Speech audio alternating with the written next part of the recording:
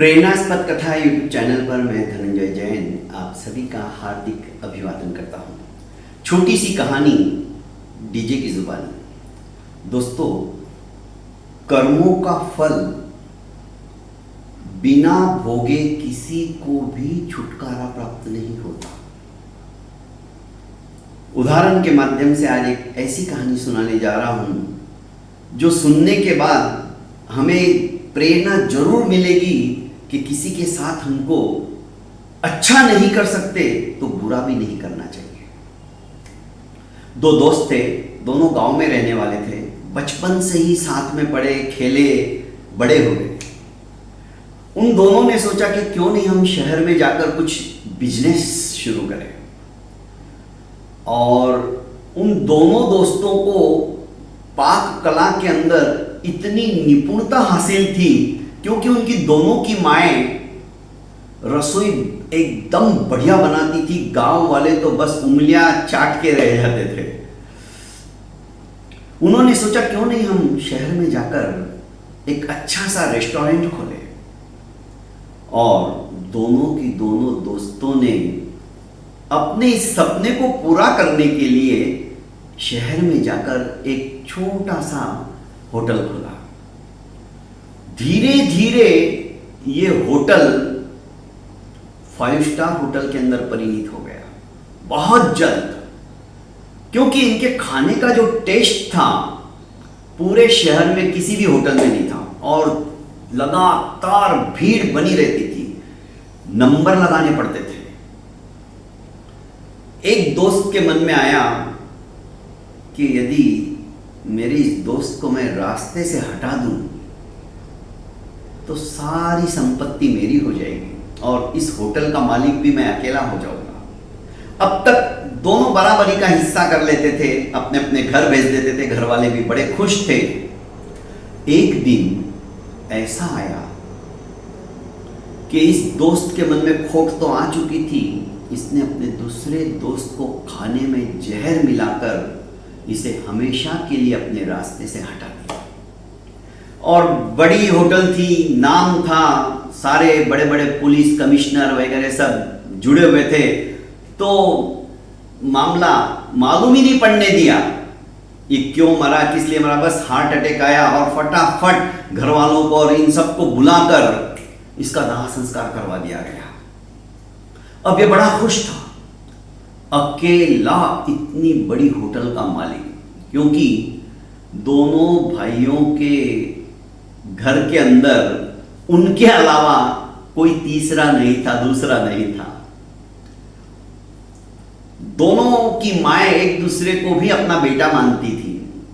तो शुरू शुरू में इसने थोड़ा थोड़ा पैसा देना जारी रखा, पर अब घर वालों ने कहा कि तुम अब काफी बड़े हो गए हो, शादी कर लो। विवाह हुआ। विवाह होने के पश्चात 1 साल के बाद इसके घर के अंदर किलकारियां मारने वाला एक सुंदर सा लड़का पैदा हुआ। होनहार था, होशियार था, पूरा जी जान लगा दिया कि ये पढ़ लिख कर बहुत ऊंचे ओहदे पर पहुंचे। इसको विदेश में पढ़ाई के लिए भेजा। लड़का 21 साल का हो चुका था।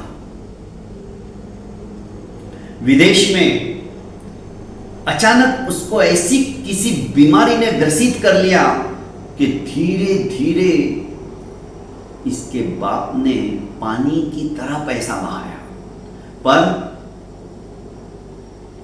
इलाज में उसे सफलता हासिल नहीं हुई। रोग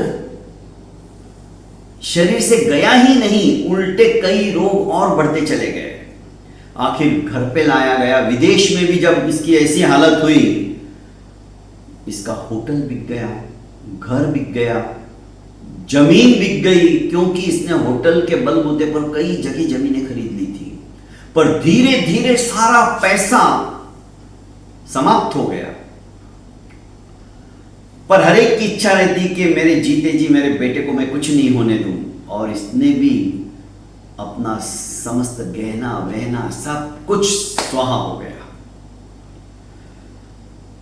अंतिम समय जब इसका आ गया तो इस लड़के ने कहा अपने पिता से कि क्या आप मुझे जानते हो? बेटा तू आज कैसी बहकी बहकी बातें कर रहा है, तू मेरा बेटा है। नहीं, आज से 22 साल पहले याद करो, तुमने मुझे जहर देके मार दिया था, मैं वही तुम्हारा दोस्त हूं। और अपना पैसा लेने के लिए, अपना पैसा हक का लेने के लिए, वसूलने के लिए मैं तुम्हारा बेटा बनकर जन्मा हूं। अब मेरा हिसाब किताब आज चुकता हो गया है, अब मैं जा रहा हूं, अलविदा। और लड़के ने अपने प्राण त्याग दिए। इसको तो मानो शौक लगा, ये कैसे संभव है? कर्म जो रहते हैं ना दोस्तों, कर्म कहीं ना कहीं हमसे उसका प्रतिरूप बदला लेकर रहते ही है, चाहे वो अच्छे हो या बुरे हो। ब्याज सहित इस लड़के ने सब कुछ अपनी बीमारी का ये करके कर्मों के अनुसार उसने वसूल लिए। दोस्तों, कर्म किसी को भी छोड़ते नहीं है, इसलिए अच्छे कर्म हम यदि करेंगे तो मैं समझता हूं हमारा जीवन भी अच्छा हो जाएगा। बहुत बहुत धन्यवाद, प्रणाम।